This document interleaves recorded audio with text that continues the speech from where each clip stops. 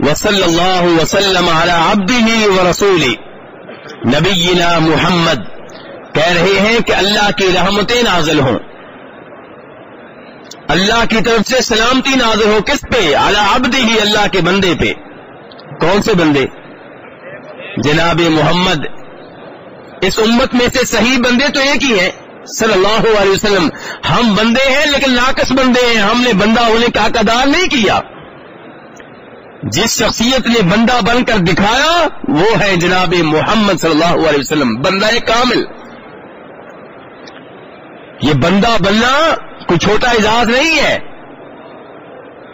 کئی بیچارے جو حقیقت میں علم سے دور ہیں، جن کی زندگی قصے کہانیوں میں گزری ہے، خوابوں میں گزری ہے، چلوں میں گزری ہے، وہ سمجھتے ہیں کہ یہ نبی علیہ السلام کو اللہ کا بندہ کہہ کے شاید توہین کر رہے ہیں۔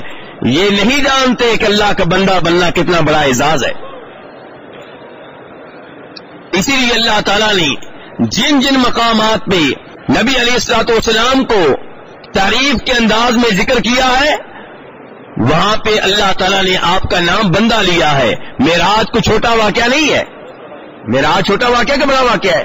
رات کے ایک معمولی سے حصے میں ساتوں آسمانوں پہ لے جانا، اللہ کا کلام اللہ کی آواز میں سننا، بیت المقدس میں جانا اور تمام انبیاء کلام علیہم السلام کا امام بننا، یہ کوئی چھوٹا اعزاز نہیں ہے۔ اور یہاں پہ اللہ نے آپ کو کیا لقب دیا ہے؟ سبحان الذی اسری بعبدہ،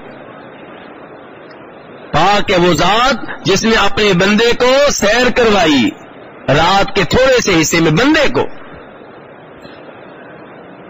تو اس لیے بندہ بننا کوئی چھوٹی بات نہیں ہے۔ لوگ کیا کہیں گے؟ سرکار سرکار کہہ کے سمجھیں گے کہ شاید ہم آپ کی شان بڑھا رہے ہیں۔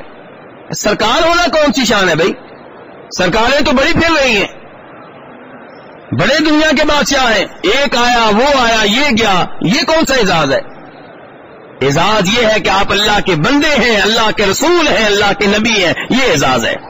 اور لوگوں نے اللہ کا دیا وہ لقب چھوڑ کر، نبی لقب اللہ نے دیا یہ چھوڑ کر، رسول لقب اللہ نے دیا یہ چھوڑ کر، بندے ہیں آپ یہ لقب اللہ نے دیا چھوڑ کر کیا کہہ رہے ہیں؟ سرکار ہیں۔ اور سمجھتے ہیں وہ، یہ سمجھتے ہیں کہ ہم بہت بڑی شان بیان کر رہے ہیں، جبکہ آپ کی شان ان القاب میں ہے جو القاب آپ کو کس نے دیے؟ اللہ نے دیے۔